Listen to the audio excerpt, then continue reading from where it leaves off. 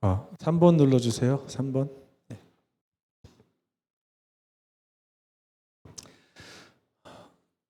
여러분 안녕하십니까? 네. 오늘 이 안식일에는 영생에 대해서 좀 생각해 보는 시간을 갖도록 하겠습니다. 영생이 무엇을 영생이라고 할까요? 네. 누가복음에 있는 말씀을 다 함께 천천히 한번 읽어보겠습니다. 누가복음 10장 25절에서 28절 시작. 어떤 율법 교사가 일어나 예수를 시험하여 이르되 선생님, 내가 무엇을 하여야 영생을 얻으리이까? 예수께서 이르시되 율법에 무엇이라 기록되었으며 내가 어떻게 읽느냐? 대답하여 이르되 하나님을 사랑하고 또한 내 이웃을 내 자신같이 사랑하라 하였나이다. 예수께서 이르시되 내 대답이 옳도다. 이를 행하라. 그러면 살리라.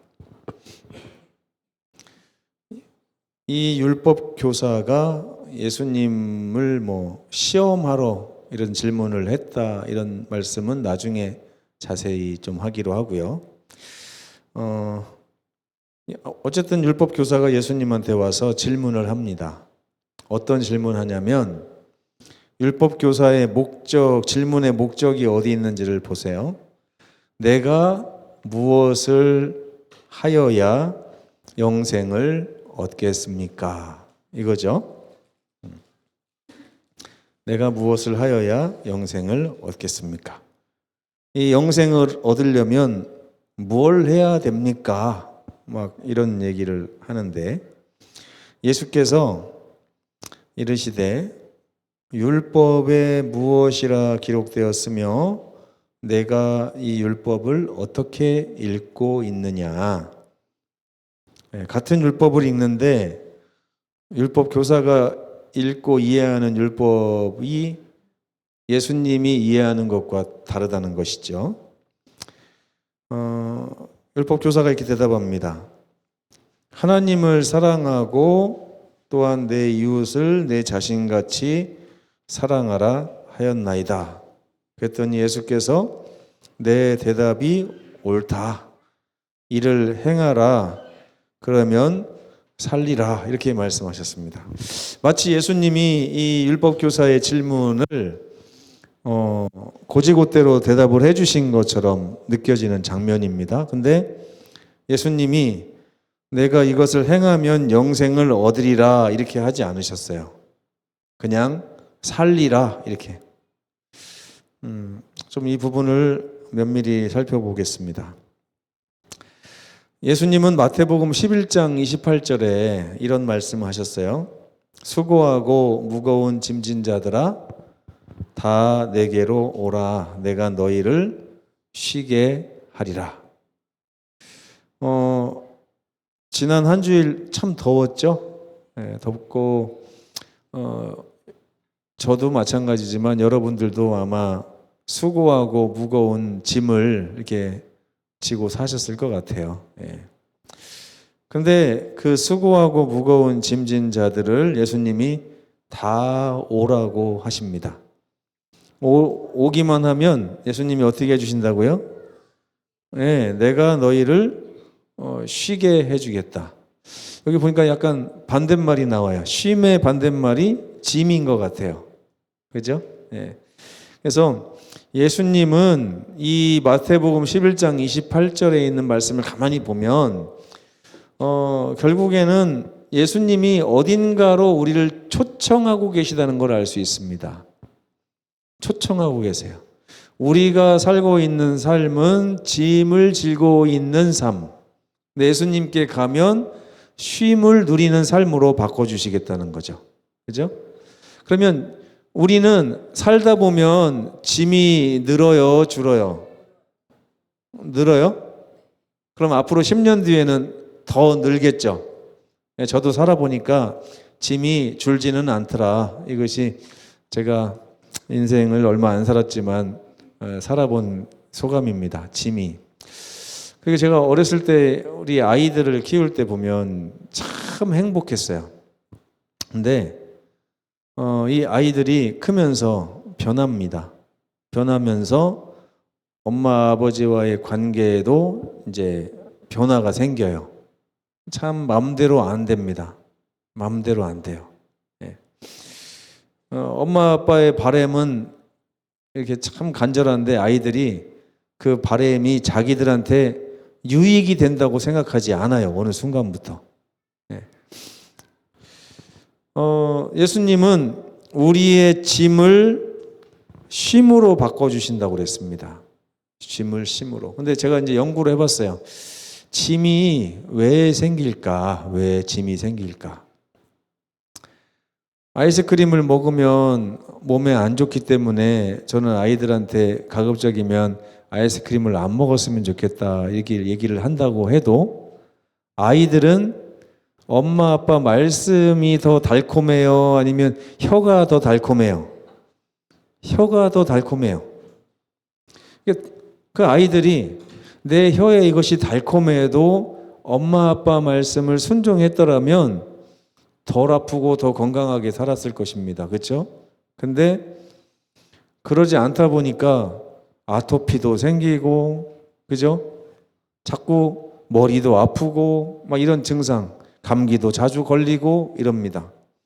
저는 이게 인생의 짐인 것 같아요. 짐은 뭔가를 나의 이기적인 생각을 가지고 자아의 틀 안에서 결정하다 보니까 자꾸만 잘못된 결정을 반복해서 내리게 되는데 그 잘못된 결정을 내리다 보면 그것이 인생의 짐이 되는 거예요.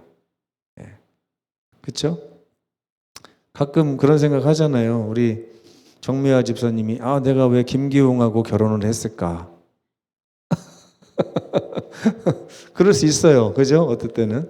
근데 이게 다 누구의 결정에 의해서 내 인생이 이렇게 좌우되는 거죠. 어떻게 보면. 뭐 행복하게 사시는 분들도 많지만 이제 살다 보면 짐이 아침에 무화과가 이게 막 풍성하게 열리면 행복해져야 되는데 행복하지 않잖아요. 그죠? 저걸 또 언제 다 따나 이러면서. 네. 근데 제가 이제 짐의 정의를 이렇게 내려봤어요. 이기적인 삶에서 어쩔 수 없이 맺히는 열매가 짐이에요. 그래서 죄인들은 늘 판단을 실수합니다. 선택을 실수하고. 왜 그래요? 연약해서 그렇습니다. 지혜롭지 못해요. 불과 저하고 저희 아들하고 30 몇 살밖에 차이 안 나거든요. 근데 그 30 몇 년의 경험으로 인하여 판단하는 것 자체의 퀄리티가 달라지더라고요. 그죠? 근데 우리 하나님의 인생하고 제 인생을 비교해 봤을 때 얼마나 많이 차이가 납니까? 그렇죠? 하나님이 우리를 너무나 잘 아시겠죠. 그리고 인생을 하나님이 아담부터 해가지고 6,000년 동안 지켜본 인생이 얼마나 많아요. 그렇죠? 너무나 많은 세월. 지구 역사만 놓고 봐도 그런데 우리는 하나님보다 누가 더 똑똑해요? 솔직하게 얘기해 보세요. 하나님보다 누가 더 똑똑해요? 네? 내가 더 똑똑할 때가 많아요. 하나님보다 내가 더 똑똑합니다. 근데 그러다 보니까 이기적인 삶에서 맺히는 열매인 짐이 자꾸 쌓이는 거예요. 쌓여요. 근데 이 짐을 예수님이 뭘로 바꿔주신다고 그랬어요?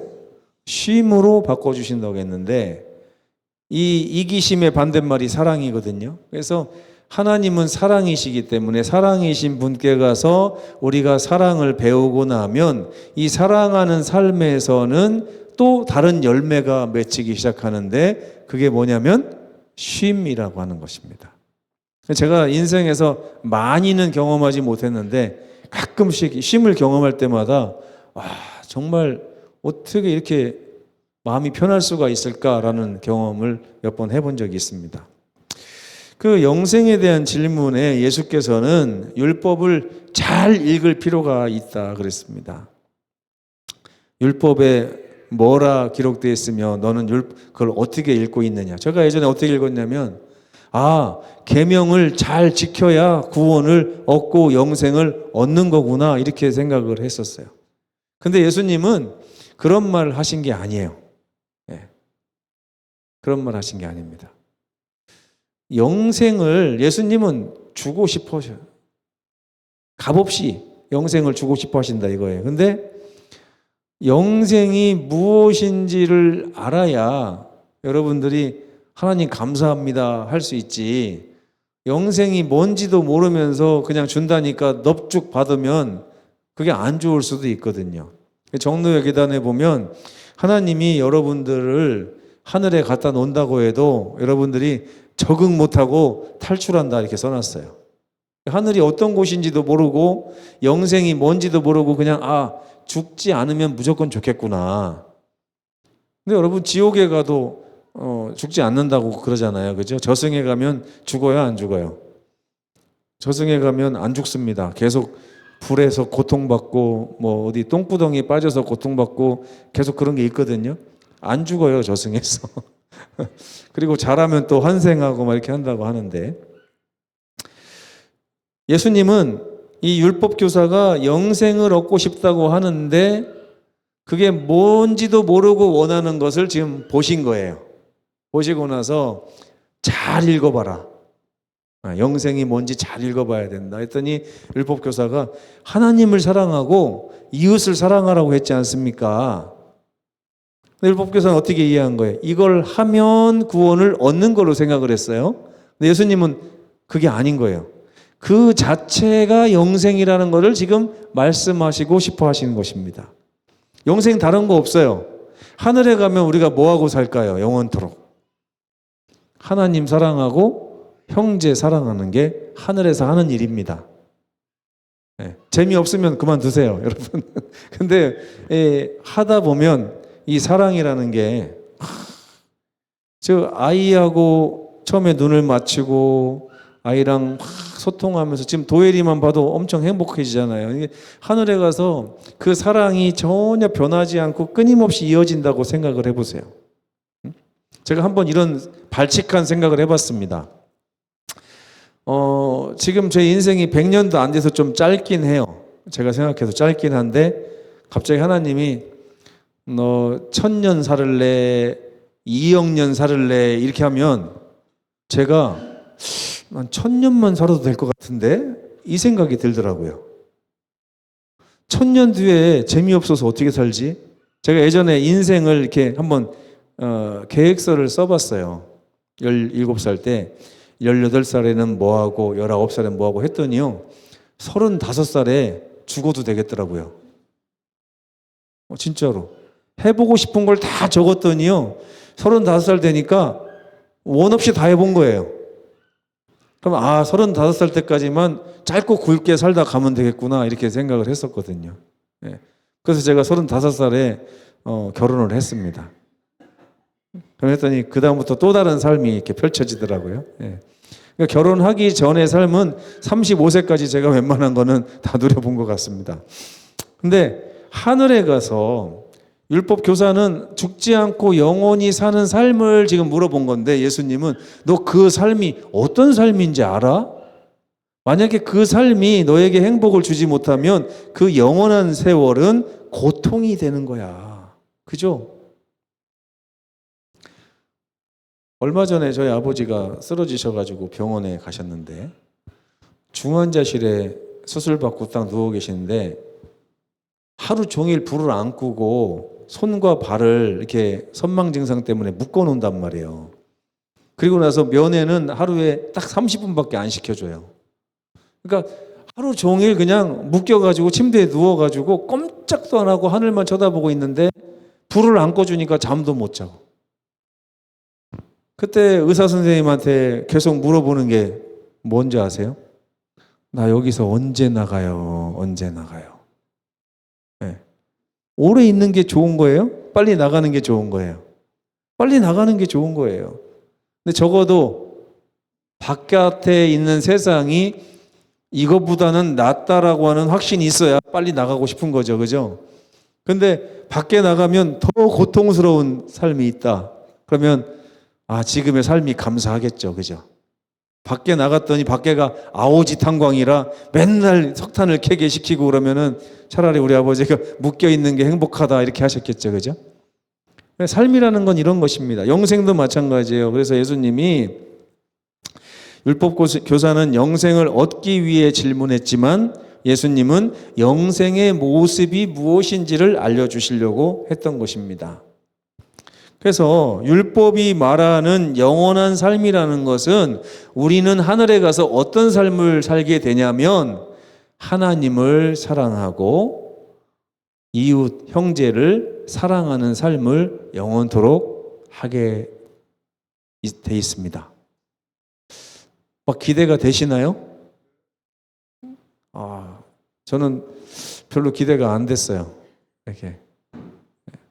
왜냐하면 기대가 되면 여러분 지금도 그렇게 할 수 있어요, 없어요, 우리가? 성경은 예수님이 재림하시면 영생 시작이라고 그랬어요. 우리가 예수님을 맞이하면 그때부터 영생 시작이라고 그랬어요. 맞이하면. 그러니까 지금도 하나님을 사랑하고 형제를 사랑할 수 있는 거예요. 근데 우리 못하잖아요. 그죠? 그걸 좀 살펴볼게요. 사랑에는 걸림돌이 있습니다. 하나님을 사랑하고 형제를 사랑하는 게 영생 그 자체라고 예수님 말씀하셨거든요. 그렇게 하는 것이 너를 살게 할 것이다. 근데 가만히 보니까 영생 별거 아니네. 제가 이렇게 생각을 했던 거예요. 저는 뭐 하늘에 가면 막 여행도 하고 맛있는 것도 먹고 막 이렇게 생각을 했거든요. 근데 맛있는 것도 하루 이틀이지 10,000년 동안 맛있는 거 먹으면 질리지 않겠어요? 그렇잖아요? 별 여행도 뭐 마찬가지죠. 이 별 저 별 은하철도 999 타고서 뭐 10,000년 동안 다니면 이제부터는 아이고 나 죽고 싶다 이런 생각 안 들겠습니까? 근데 가만히 생각해 보니까 하나님이 왜 자살을 안 하시지? 이 생각이 들었어요. 하나님은 영원한 시간 동안 사셨잖아요. 근데 그 영원한 시간 동안에 재미가 없고 행복이 없었다면 하나님도 어떤 생각을 했을까요? 나 그만 존재하고 싶다 이런 생각 했을 거 아니에요. 근데 하나님이 영원한 시간 동안에 한 번도 그 삶이 지겹거나 괴롭거나 한 적이 없어요. 그러니까 이 좋은 영생을 우리한테도 주고 싶어 하시는 거예요. 너희도 나처럼 영생을 하지 않겠느냐. 근데 하나님은 뭐 때문에 그 영원한 삶을 살면서도 지루하지 않고 계속 행복하셨을까요? 하나님은 몇 분이세요? 세 분이시죠. 이 세 분이 너무너무 사랑하세요. 첫째. 그리고 이 세 분이 너무너무 사랑하실 뿐만 아니라 여기저기 별들을 창조하시고 그 피조물들을 또 자기 목숨처럼 사랑하시면서 피조물들 사랑하는 재미, 또 하나님 서로 사랑하는 재미로 지금까지 사시는데 하나도 지루하지 않은 거예요. 날마다 새롭다고 그랬어요. 결혼 처음 했을 때 우리 정미아 집사님이 김기웅 집사님 얼굴 보면서 아침마다 행복했던 것처럼 그게 일주일 정도 지나면 괜찮을 줄 알았더니 그 다음 주엔 더 행복하고 나중에 아기가 태어나니까 더 행복하고 계속 행복이 커지는 거예요. 하나님의 영생은 그런 영생이었어요. 근데 그 영생을 저와 여러분에게 주고 싶어 하시는데 우리가 사랑을 할 줄 모르는 존재가 된 거예요. 네. 여러분 하나님 충분히 사랑하고 계십니까? 지금? 충분히 사랑하고 계신 것 같아요. 그러니까 하나님이 우리 이미경 집사는 날 충분히 사랑하고 있어 이렇게 말씀하실까요? 아니면 부족해 그러실까요? 네? 집사님 어떻게 생각하세요? 그러면 집사님은 옆에 조영심 집사님이 집사님을 사랑하시는데 충분히 사랑하는 것 같아요? 부족해 그러는 것 같아요? 네. 우리의 사랑은 늘 부족합니다. 네. 제가 자식을 사랑하는 사랑을 제가 판단해도 부족해요. 또 제가 우리 어머니 아버지 사랑하는 것도 제가 생각해도 부족해요. 이 세상 사람은 사람에게 만족 못해요. 왜? 사랑이 부족하기 때문이죠. 근데 심지어 누구에게도 그런 걸 느끼냐면 하나님한테도 그런 걸 느껴요. 하나님이 날 사랑하시는 사랑도 원래는 성경에 보면 넘친다고 그랬거든요. 넘쳐야 그때부터 형통하다고 했는데 우리는 늘 하나님 부족해요. 아파트 40평 이상 넘어가야 됩니다. 부족해요. 우리 자식 적어도 서울대 가야 됩니다. 부족해요. 제 수입이 지금보다 한 50만 원 정도 더 있어야 됩니다. 부족해요, 부족해요. 네. 저희 집사람이 하나님이 돈을 주신다는 건 알아요. 교회에다 예를 들어 헌금을 하잖아요. 그럼 하나님이 헌금한 만큼 따박따박 주신대요. 근데 왜 더 안 주시네요? 계산이 10원짜리 하나까지 정확해요, 하나님이.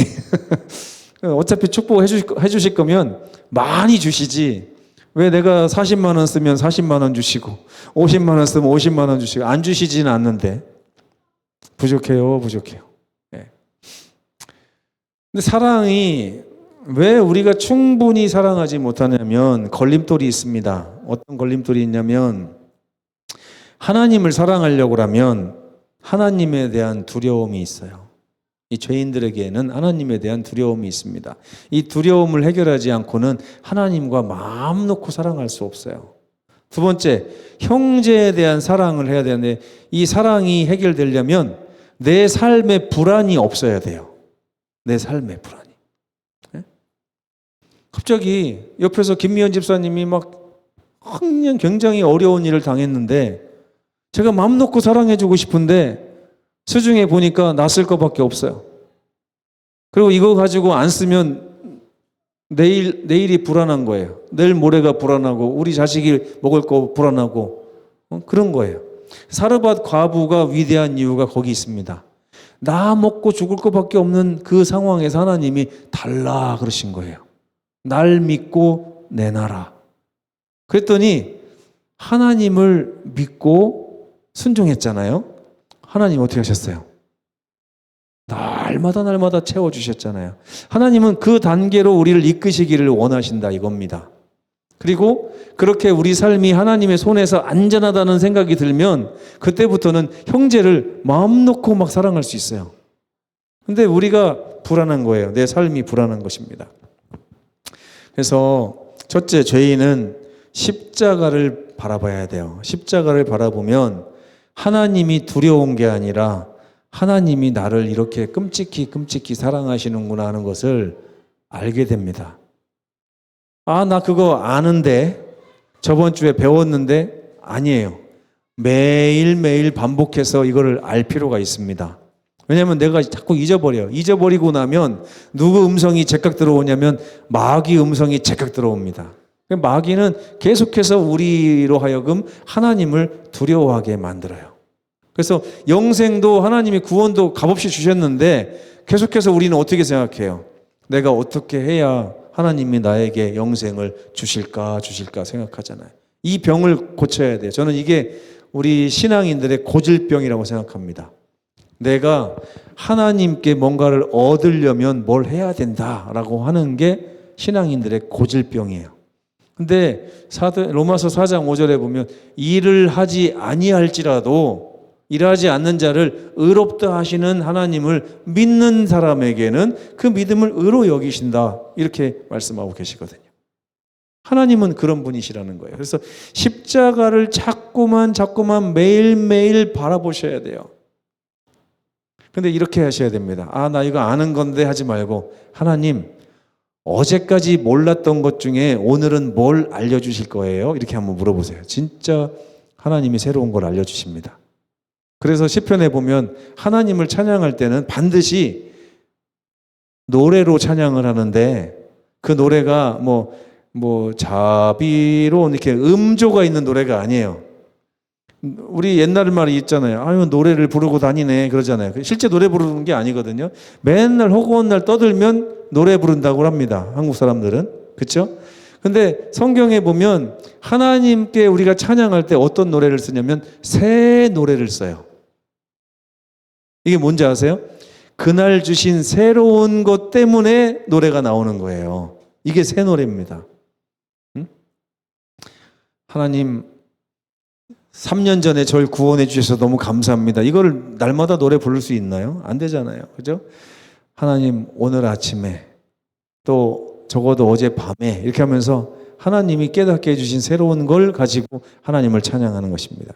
이렇게 죄인이 십자가를 통해 하나님에 대한 두려움을 떨쳐내면 하나님을 사랑하는 하나님과의 사랑의 관계 속에 들어가는데 그 사랑이 영생이래요.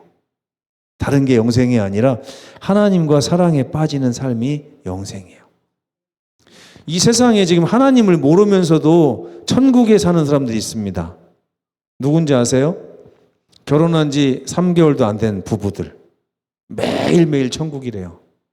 그냥 단지 둘이 사랑한다는 이유로 매일매일 천국이래요. 그 천국을 하나님이 사랑이 이렇게 우리를 행복하게 만들어준다는 것을 우리에게 보여주시는 거예요. 또 아이를 낳고서 몇 년 안 된 이 신혼 부부들이 엄청나게 행복하답니다. 저도 경험해 봤어요. 예. 여러분이 바라보는 도예리보다 그 최동욱 집사님이 바라보는 도예리가 훨씬 더 사랑스러울 겁니다. 행복하게 될 거예요. 이렇게 사랑이라는 게 우리를 행복하게 해준다는 것은 성경에 나오는 진리예요. 그래서 성경에 보면 하나님 자체가 사랑이신 분이기 때문에 영원한 세월 동안에 하나님은 지치지 않고 날마다 행복하신 거예요. 그리고 두 번째, 그분의 돌보심을 통해서 삶의 불안과 염려가 떨쳐져야만 사랑을 할 수 있습니다. 형제 사랑을. 그죠?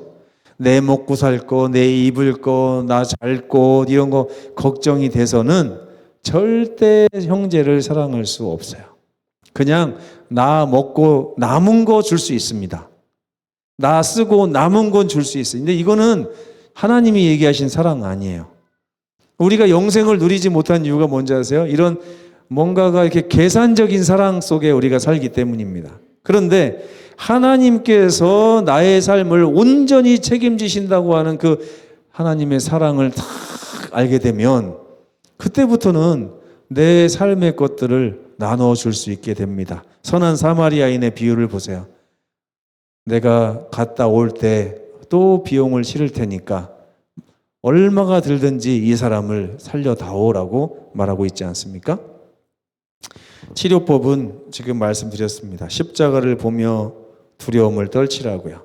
요한일서 3장 1절 보라 아버지께서 어떠한 사랑을 우리에게 베푸셨는지를 보라. 지금도 얼마나 사랑하시는지를 봐라. 두 번째, 그분의 손길에 한번 삶을 맡겨봐라. 그분이 얼마나 믿음직스럽게 당신의 삶을 책임지시는지를 경험해 봐라. 그죠? 마태복음 6장 26절에 이런 말씀이 있습니다.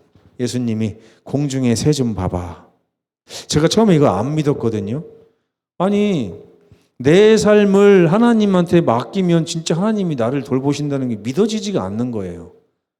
근데 예수님이 공중에 새를 보라고 해서 한 번은 제가 그 마당에서 새를 이렇게 유심히 쳐다보고 있었어요. 들의 백합화를 봐라 그래서 실제로 한번 쳐다봤어요. 그랬더니 뭘 하나 발견하게 됐냐면 이 세상에 자기 걱정하고 사는 존재는 사람밖에 없다는 걸 딱 깨달았어요. 이상하더라고요. 진짜네? 이 세상에 자기 삶을 걱정하는 존재는 사람밖에 없구나. 이걸 딱 느꼈어요. 강아지도 절대 걱정하지 않습니다. 새도 걱정하지 않고 지금 길거리에 있는 고양이들 굶어 죽으면 어떡하냐 다 걱정하잖아요. 전혀 걱정 안 해도 됩니다. 비둘기도 하나님이 다 먹이시더라고요. 공중에 나는 새를 보라. 걔네가 뭐 심기를 하냐 추수를 하기를 하냐 창고에 모아놓기를 하냐. 이거 다 누가 하는 거예요 지금. 심는 거 누가 심어요? 사람이 심죠. 거두는 거 누가 거둬요? 사람이 거두죠. 창고에 누가 모읍니까? 네, 사람하고 다람쥐. 그죠? 다람쥐도 모으더라고요, 모으기는. 근데 너희 하늘 아버지께서 기르시고 있지 않느냐. 여러분, 이걸 못 믿으면 영생을 누릴 수 없어요. 하나님이 내 삶을 다 책임지실 거니까 심지어 하나님 말씀 믿고 있다가 내가 죽어도 문제가 된다고요, 안 된다고요? 안 돼요. 우리가 볼 때는 나 죽으면 큰일 날 것 같죠? 그래요, 안 그래요? 어르신들이 죽기 전에 그런 말 하더라고. 내가 죽으면 저 어린 것들 어떻게 하냐? 우리 막내 어떻게 하냐? 뭐 이렇게 하면서 못 죽어요. 못 죽는다고 안 죽는 건 아니죠. 그죠? 다 돌아가시는데 그렇게 걱정한다고 해서 해결되는 거 아닙니다. 근데 하나님께서 이 새를 먹이시고 백합화를 입히시고 하는 거를 예수님이 우리에게 보여주신 거예요. 사람들 빼고 그렇게 사는 존재가 어디가 있나 찾아봐라. 제가 아무만 찾아도 없더라고요. 그때 제가 깨달은 거예요. 아, 예수님 말씀 맞구나.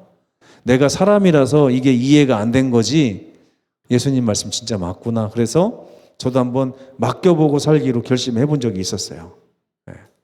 하나님은 실망시키지 않으십니다.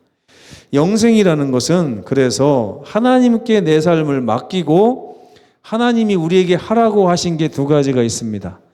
하나님을 목숨처럼 사랑하고 형제를 목숨처럼 사랑해라.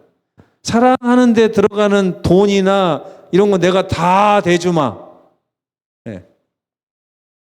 여러분, 사랑 어려울까요? 쉬울까요? 하나님이 굳이 아니더라도 제가 이재용 회장이라고 해도 제가 김정심 집사님 사랑하게 만들 수 있습니다. 집사님 오늘부터 다른 거 하지 말고 사랑만 하십시오. 사랑하는 데 들어가는 돈은 제가 다 대드리겠습니다.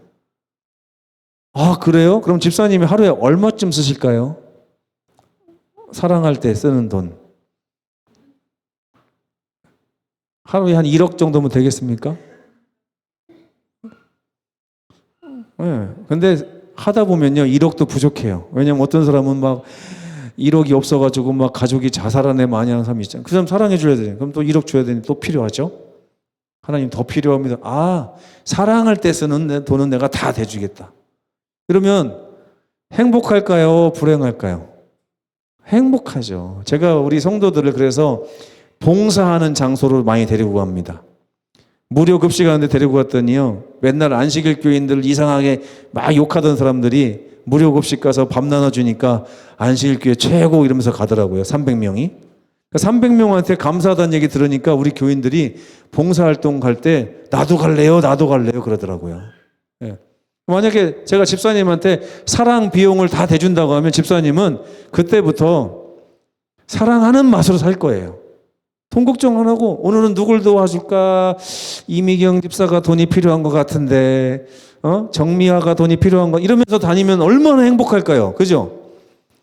그죠? 하나님을 믿고 그렇게 살아보라는 것입니다. 우리가 영원토록 사는 게 다 금도 내 것이요 은도 내 것이라고 말씀하신 하나님 걸 가지고 하나님도 사랑하고 형제도 사랑해라. 이것이 영생으로의 초청이에요, 여러분. 근데 우리가 하나님을 거지로 알아요. 네. 하나님은 안 해주신다고 생각해요. 내 삶도 안 채워주신다고 생각해요. 그러니까 마음 놓고 사랑을 못하는 것입니다. 예수께서 이렇게 약속하셨습니다. 첫째, 너 사랑해. 너가 사랑하다가 죽으면 내가 다 책임질게. 아멘? 네.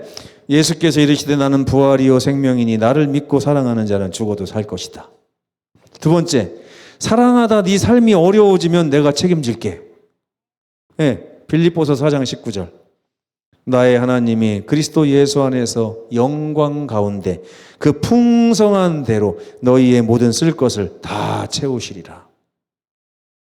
이걸 믿고 사랑하면서 지금부터 예수님 안에 사는 게 영생입니다. 네, 죽어도 문제 없어요. 또 살 거니까. 예수님 재림 기다리는 이유가 뭐예요?